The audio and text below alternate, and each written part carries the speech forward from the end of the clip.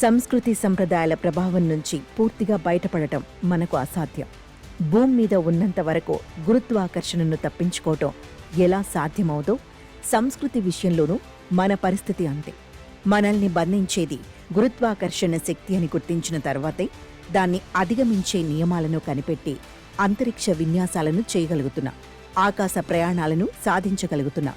అట్లాగే సంస్కృతిలో మంచి చెడులను గుర్తిస్తేనే మంచిని పెంచగలం, చెడుని తుంచగలం. ఒకనాటి పాశ్చాత్య ఆధిపత్యానికి సంస్కృతే కారణమని గట్టిగా వాదించే ఆర్థిక చరిత్రవేత్త జోల్ మోకియర్ ఈసారి నోబెల్ బహుమతికి ఎంపికయ్యారు. పాశ్చాత్య సంస్కృతి ఒక్కదానికే ఆ శక్తి ఎట్లా వచ్చింది, మిగతా వాటిల్లో అదెందుకు లేదు? మోకియర్ ప్రతిపాదనల లోతుల్లోకి వెళితే నిజం కొంత తెలుస్తుంది. ఐజాక్ న్యూటన్ గురుత్వాకర్షణ శక్తిని ప్రతిపాదించటం విజ్ఞాన శాస్త్ర గతిని మార్చేసింది. ఇది అందరికీ తెలిసిందే.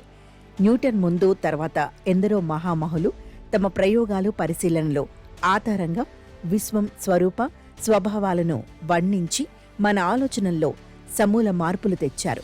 అనుభవ జ్ఞానం ఆధారంగానే మన అభిప్రాయాలను ఏర్పరచుకోవాలని నిర్దేశించారు. పెద్దలు చెప్పారనో పవిత్ర గ్రంథాలు పేర్కొన్నాయనో భావిస్తూ పరిశీలనా శక్తిని కొండెక్కిస్తే మన చుట్టూ ఉన్న భౌతిక ప్రపంచాన్ని మన అవసరాలకు అనుగుణంగా సమర్థంగా ఉపయోగించుకోలేమని తేల్చి చెప్పారు. మనుషులు పారిశ్రామిక విప్లవంలోకి అడుగుపెట్టడానికి ప్రయోగ పరిశీలన ఆధార ఆలోచనలే ప్రధాన కారణమయ్యాయి.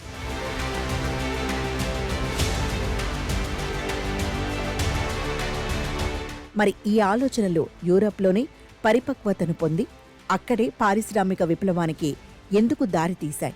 వేల సంవత్సరాల నాగరికతలకు నిలయాలైన ఆసియా, ఆఫ్రికా ఖండాలు ఆ పరిణామానికి తొలుత ఎందుకు దూరంగా ఉండిపోయాయి? కారణం ఎక్కడ ఉంది? ఆ లోపానికి బాధ్యులెవరు? ఆసియా, ఆఫ్రికాలకు కాలం కలిసి రాలేదా? ప్రకృతిలోని అసమానతలే అందుకు దోహదం చేశాయా? సంప్రదాయాలు, సంస్కృతులు కొత్త ఆలోచనలకు ప్రతిబంధకాలయ్యాయా? ఇవన్నీ కీలక ప్రశ్నలు. అన్నీ పారిశ్రామిక విప్లవం చుట్టూ తిరిగినవి. పారిశ్రామిక విప్లవం కొన్ని దేశాలకు ఆధిపత్యాన్ని కట్టబెడితే కొన్ని దేశాలకు పరాధీనతను ప్రసాదించింది. ధనిక, పేద దేశాలను సృష్టించింది. వలస రాజ్యాలు, సామ్రాజ్యాల ఏర్పాటుకు దారితీసింది. ఒక్క మాటలో చెప్పాలంటే పారిశ్రామిక విప్లవానికి సాటి రాగలిగిన విప్లవం మానవజాతి చరిత్రలోనే లేదు. అంతటి ప్రభావం చూపించిన పారిశ్రామిక విప్లవానికి దోహదం చేసిన కారణాలను మోకియర్ విశ్లేషిస్తే దాని తదనంతరం ఏర్పడిన ఆర్థిక వ్యవస్థలో సృజనాత్మక విధ్వంసం ద్వారా వచ్చే సాంకేతిక మార్పులను ఆయనతో పాటు నోబెల్ బహుమతిని పంచుకున్న ఫిలిప్పే ఆగియన్, పీటర్ హోయిటిలో పరిశోధించారు.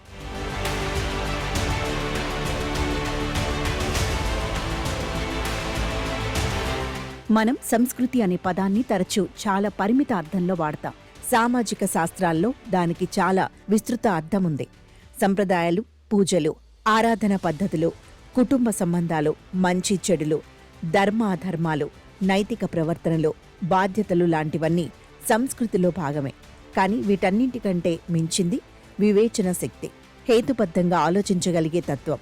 కాలక్రమంలో సంస్కృతికి సంబంధించిన అనేక విషయాలు ముందు కాళ్లకు బంధనాలుగా మారతాయి. వాటిని తొలగించుకునే శక్తి కూడా సంస్కృతిలో భాగంగానే మనుషులకు లభించాలి.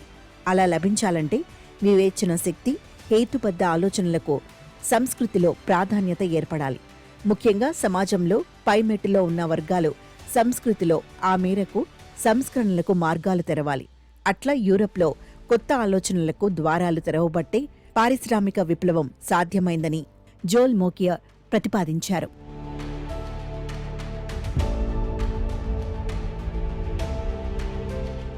వలస దేశాలను దోచుకోవడం, ఆఫ్రికా వాసులను బానిసలుగా అమెరికా ఖండానికి తీసుకువెళ్లడం, అక్కడ్నుంచి బంగారం, వెండి, లోహాలను కొల్లగొట్టడం, బల ప్రయోగంతో ఆసియా, ఆఫ్రికా వ్యాపారస్తులను లొంగ తీసుకోవడం, అతి తక్కువ ధరలకు ముడి సరుకులను తరలించుకుపోవటం, రైతుల చేతుల్లో నుంచి భూములను తొలగించి వారిని కార్మికులుగా మారేలా చేయటం, బ్రిటన్కు భూమిపై పొరల్లో బొగ్గు తేలికగా లభించటం లాంటివన్నీ కలగలిసి పారిశ్రామిక విప్లవానికి, ఆ తర్వాత యూరోప్ ఆధిపత్యానికి దోహదం చేశాయని చెప్పే వాదనలను తోసిపుచ్చుతూ జోల్ మోకియర్ చేసిన ప్రతిపాదనలు ఆర్థిక చరిత్రకారుల్లో ఇప్పటికీ చర్చలను రగుల్చుతూనే ఉన్నాయి. ప్రయోగాలకు, పరిశీలనలకు ప్రాధాన్యమిచ్చే సంస్కృతి యూరప్లో కొలంబస్ సాహసిక నౌకాయానాల కాలం నుంచి మొదలై ఐజాక్ న్యూటన్ గురుత్వాకర్షణ సిద్ధాంతాన్ని ప్రతిపాదించే నాటికి గట్టిగా స్థిరపడిందని, 18వ శతాబ్దంలో అదింకా బలపడి పారిశ్రామిక విప్లవానికి కావలసిన మేధోభూమికను తయారు చేసిందన్నదే మోకియర్ ప్రతిపాదనల్లో ప్రధానమైంది. ఆ సంస్కృతి వల్లే అనేక రంగాల్లో విజ్ఞానం పోగుపడి యంత్రాల తయారీకి దారితీశాయని చెప్పారు. దేశాల తలరాతలను సంస్కృతే మార్చిందని, దేశాల మధ్య ఆర్థిక అంతరాల అన్వేషణకు సంస్కృతిలోకే తొంగి చూడాలని చెబుతూ మోకియర్ ఎన్నో ఉదాహరణలు ఇచ్చారు. మోకియర్ దృష్టి నుంచి చూస్తే సొంత సంస్కృతి సర్వశ్రేష్టమని గుడ్డిగా భావించే ఏ సమాజము ముందుకు వెళ్లలేదు.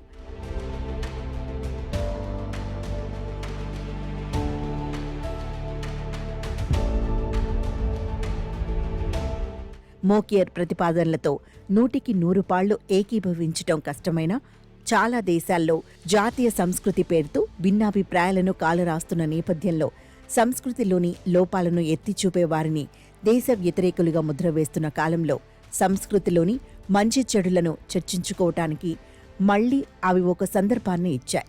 పారిశ్రామిక విప్లవానికి దోహదం చేసిన ఆలోచన పరులందరూ తమ తమ ప్రతిపాదనలతో సంప్రదాయ సంస్కృతి పునాదులను కదిలించారు. అలా కదిలించకపోతే ప్రగతి సాధ్యమయ్యేదే కాదు. మోకియర్ వాదన సారాంశాన్ని 10 అంశాలుగా చూడొచ్చు. 1. జనసముపార్జనకు, కొత్త ఆవిష్కరణలకు, ప్రగతి భావనకు సమాజంలో గౌరవం పెరగటం మొదటిగా చెప్పుకోవచ్చు. ఒకప్పుడు మతపరమైన విషయాలకే తప్ప ఇతరత్రా వాటికి గౌరవస్థానం ఉండేది కాదు.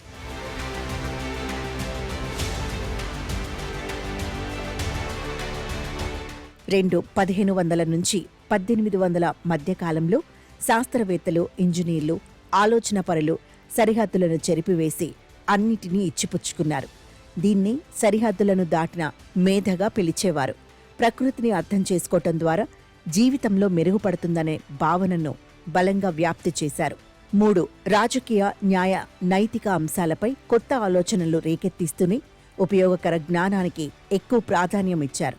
అంటే జ్ఞానం మనిషికి ప్రత్యక్షంగా ఉపయోగపడాలి.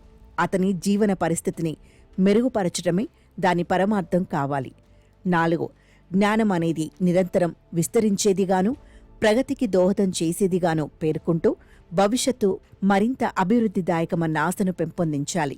రాయల్ సొసైటీ లాంటి విజ్ఞాన సంఘాలు విరివిగా ఏర్పడ్డాయి. పుస్తకాలు, విజ్ఞాన సర్వస్వాలు ప్రచురితమయ్యాయి. కొత్త పరికరాల సృష్టి, ఆవిష్కరణతో ఉత్పత్తి పెరిగింది. 6. యూరప్లోని చిన్న చిన్న రాజ్యాల మధ్య పోటీ భావ వ్యక్తీకరణ స్వేచ్ఛను పెంచింది. రాజకీయ, సైనిక అవసరాలు కూడా ఆవిష్కరణల్లోకి పోటీకి కారణమయ్యాయి. 7. ప్రశ్నించే స్వేచ్ఛకు, భిన్నాభిప్రాయాలను సహించే ధోరణికి ప్రోత్సాహం పెరిగింది. ఈ 2 లేకపోతే శాస్త్రీయ పురోగతి ఆగిపోయేది. ప్రశ్నించటం వల్ల తప్పులను వెంటనే సవరించుకునే వీలు కలిగింది. మరోవైపు సంప్రదాయాలను, చర్చి ఆధిపత్యాన్ని ప్రశ్నించటం మొదలైంది. 8. మత చింతనాపరుల కంటే నూతన భావాల, పరికరాల ఆవిష్కర్తల ప్రతిష్ఠ పెరిగింది.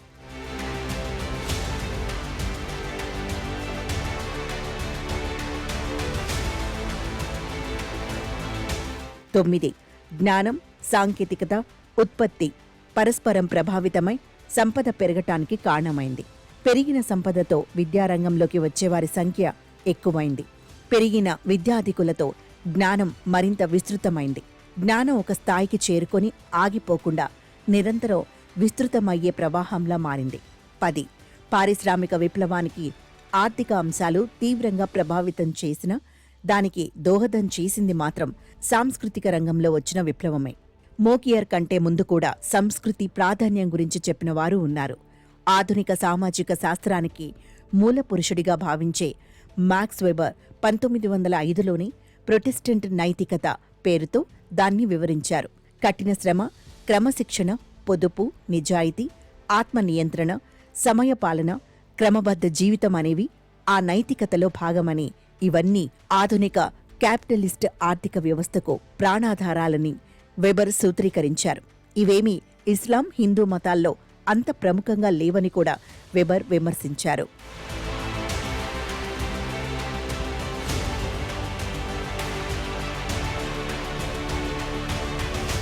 పాశ్చాత్య ఆధిపత్యానికి ఇట్లా సొంత సంస్కృతిలో వచ్చిన మార్పులే ప్రధాన కారణమని చెప్పే వివరణతో విభేదించే ప్రభావవంతమైన విశ్లేషణలు ఇప్పటికే ఎన్నో వచ్చాయి.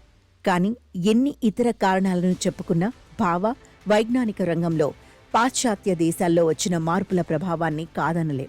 16, 17, 18, 19 శతాబ్దాల్లో పాశ్చాత్య గడ్డ మీద నుంచి వచ్చిన సిద్ధాంతాలు, విశ్లేషణల్లో కొన్నైనా ఆధిపత్యాల్ని, అసమానతలను, వలస దోపిడీలను, సామ్రాజ్యవాదాన్ని ప్రశ్నించేలా చేశాయి. అందుకే ఒక సంస్కృతి నుంచి జనించిన భావాలు ఇతర సమాజాలకు పూర్తిగా పనికిరావని చెప్పలేం. అట్లా భావిస్తే ప్రజాస్వామ్యంతో మొదలుపెట్టి ఎన్నో ఆధునిక ఆలోచనలను వదులుకోవాల్సి వస్తుంది. ప్రయోగాలు, పరిశీలనలు, అనుభవాలు, హేతుబద్ధ వివేచన అనేవి జ్ఞాన సముపార్జనకు సోపానాలుగా మారి విశ్వజనీనతను సంతరించుకున్నప్పుడు వాటిని గుడ్డిగా తిరస్కరించటం తిరోగమనమే అవుతుంది. దేశంలో ఇప్పుడు ఆ ఛాయలు కనబడుతున్నాయి. సకల శాస్త్రాలకు, ప్రజాస్వామ్య పద్ధతులకు, పర్యావరణ పరిరక్షణ విధానాలకు భారతదేశాన్ని పురిటిగడ్డగా భావించే సంకుచితత్వం పెరుగుతోంది. దేశంపైన, వ్యక్తులపైన, సమూహాలపైన గుడ్డి ప్రేమ, గుడ్డి ద్వేషం సంకుచితత్వాన్ని నేర్పుతుంది. పాత సాంకేతిక పరిజ్ఞానాలను కొత్త వాటితో తోసిపుచ్చటమే సృజనాత్మక విధ్వంసంగా ఆర్థిక శాస్త్రంలో పేర్కొంటారు. కొత్త సృజనతో పాత సృజన కనుమరుగవుతుంది. సంస్కృతికైనా ఈ సూత్రం వర్తిస్తుంది. కొత్త సృజనకు దారి ఇవ్వాలంటే సంస్కృతి కూడా సంస్కరణకు గురికాక తప్పదు. సంస్కృతిపై అతి మమకారాన్ని వదులుకోక తప్పదు.